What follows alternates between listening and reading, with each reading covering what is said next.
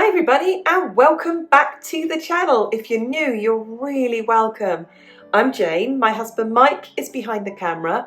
We're British, early retirees, debt and mortgage free and living a thrifty and frugal life on a super tight budget here in Brittany in northwest France. And every Friday we open our kitchen and we cook something for you. And this week is an absolute classic. We love to use our Instant Pot because it saves a whole heap of money on our electricity bill. It also saves me time. And this week I make a beef stew with dumplings, all in the Instant Pot. Without further ado, let's get cooking.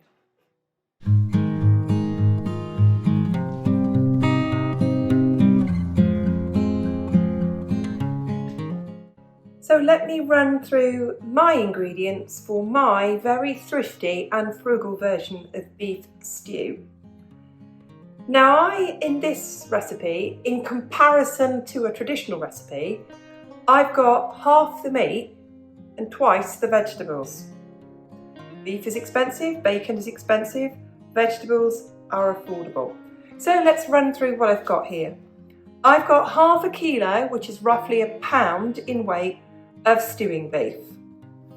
I've got 300 grams of chopped fatty smoked bacon here, and you can see it's in chunks, and we here in France this is called lardons, and it's about 300 grams, so that's just over half a pound. So you can see here, not a lot of meats. And here I have got 4 chopped carrots, 2 medium onions, 1 cupful of swede chopped up, and this is what you would call rutabaga. It's not common in some countries. Don't worry if you can't get this. Do you have any other root vegetables that you use that you can pad out your stew with? You could always add to this a medium-sized potato per person, because you're thinking about bulking it out. And I've got here about 4 stems of celery. So that's all my vegetables, that's all my meat.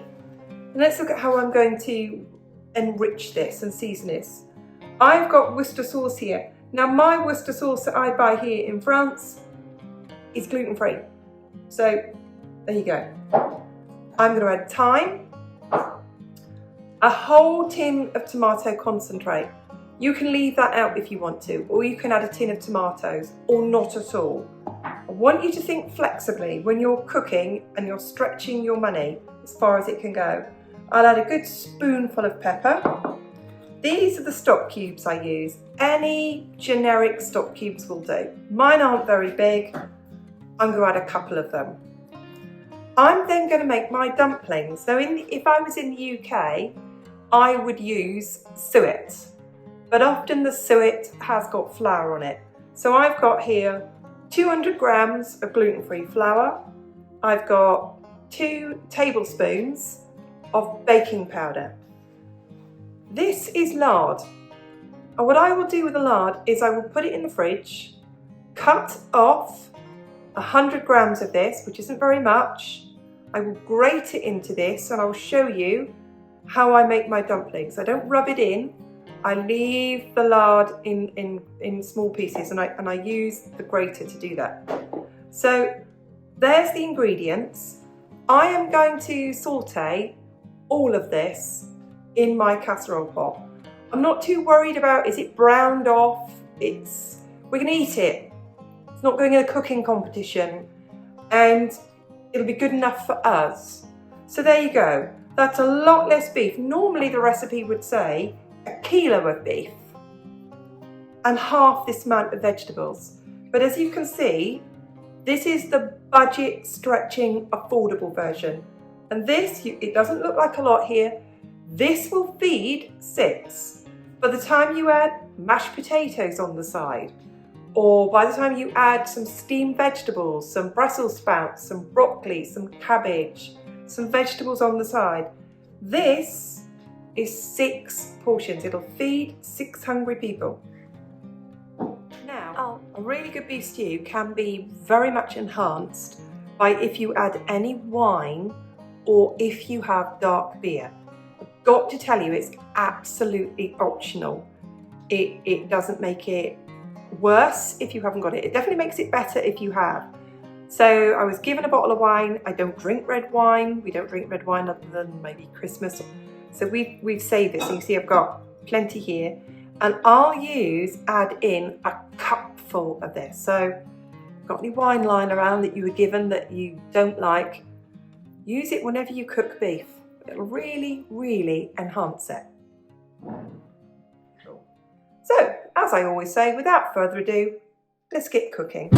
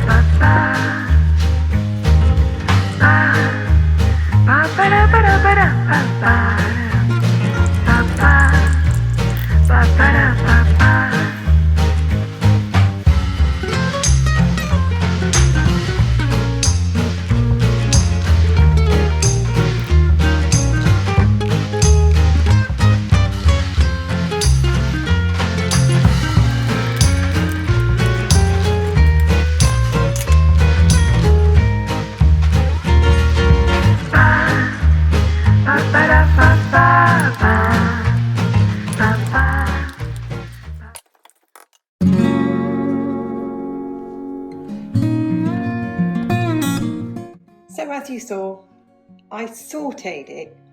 Now, if you've seen my previous videos, you'll know I don't like sauteing in my Instant Pot.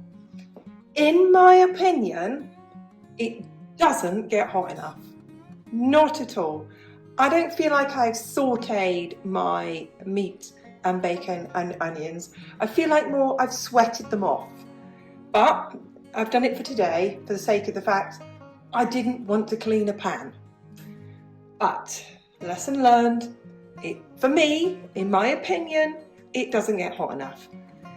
And you see all there, I added all my ingredients in, and in the end, I added in 4 cups of liquid, 1 of wine, 3 of water. But you could just as easily add 4 cups of water, which is 1 litre.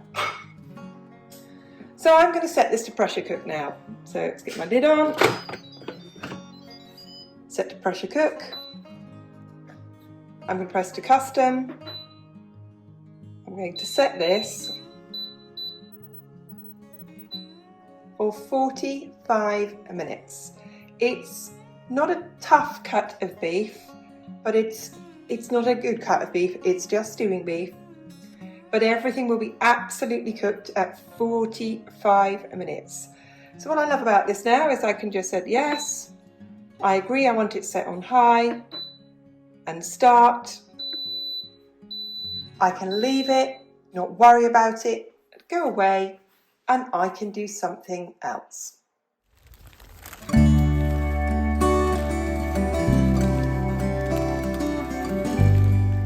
Yesterday for our dinner I made a cream of mushroom soup and I used half a pot of creme fraiche. I got creme fraiche left over.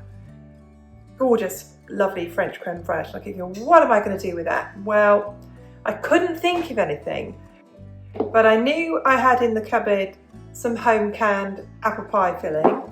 I knew I had some gluten-free flour, butter and sugar. So I've made a crumble mix.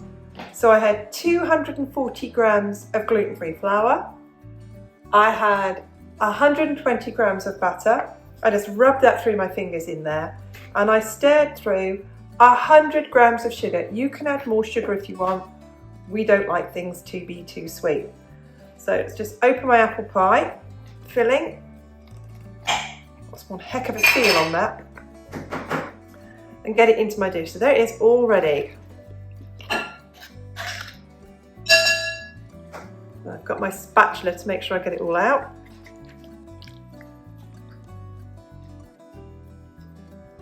Don't like to waste any.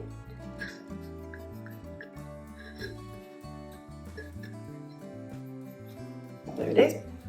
Apple pie filling. There's a bit of sugar in it, but not much. It's mainly just these apples are sweet themselves. And I'll tip the crumble on top. There we go. I'll bake that in my mini oven on 180, which I think is 375 Fahrenheit. So 180 centigrade, 375 Fahrenheit, about 30 minutes.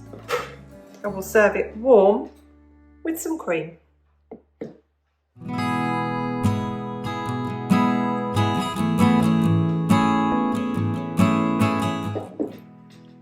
As I showed you earlier, in my bowl I have 200 grams of flour and I have a couple of teaspoons of baking powder.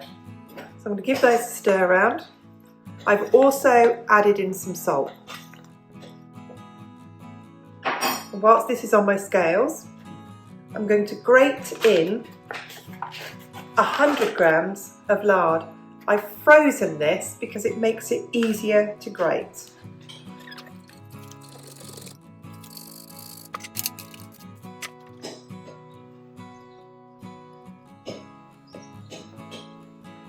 You saw I grated the lard into my flour.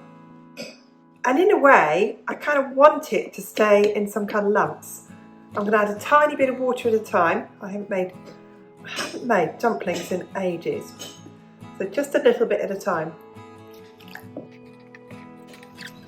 I don't want them too wet and I don't want them too dry. I'm going to add a tiny bit more water.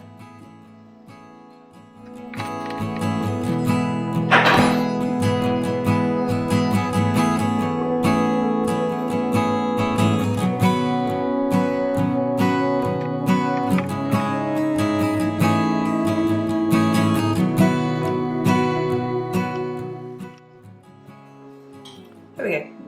8 dumplings.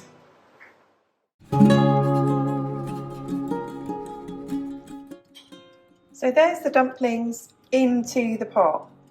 I need to add this in. I had to take out quite a bit of gravy because there was just more gravy than the stew needed really. And I've taken that gravy out. I used a spoon. You know when you take the ladle and you kind of put it in gently and then you pick the bits of meat and everything out. That's what I did. And I probably took out a cup and a half of gravy. I've put it in a jar and I've frozen it because I can use that gravy for something else. Anyway, the dumplings have gone in. I'm going to pressure cook them for 2 minutes and see how that goes because I've never pressure cooked dumplings before. The instructions that I can glean and find saying 1 to 2 minutes, so I'm going to give it 2 minutes because overcooked dumplings are not good. So I'll show you them after I've cooked them.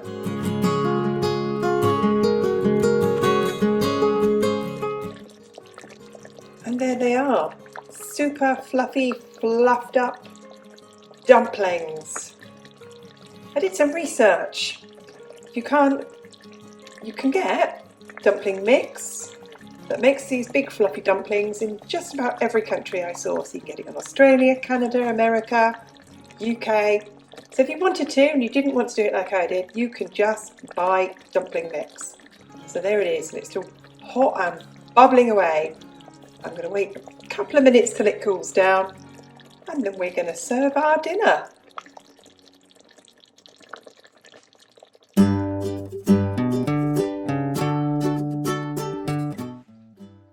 And there is the finished beef stew with steamed Savoy cabbage and leeks and big fluffy dumplings.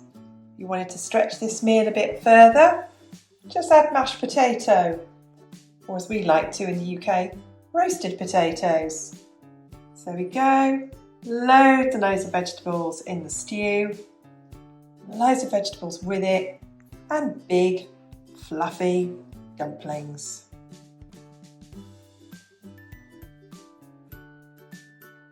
And just in case you want to see how the apple crumble turned out, there it is. You can see it's quite a small dish, much smaller than my hand. There we go, apple crumble and creme fraiche. Thanks everyone for watching. Thank you so much to everyone who hits that like button. It really helps the algorithm. It helps get our videos out there to new people. Thank you so much to all subscribers, old and new. And I know half of you watching are not subscribers, so go on. Hit that subscribe button and the notification bell so you don't miss our videos. We love it when you leave a comment and we read every single one of them. We'll see you again soon. Bye.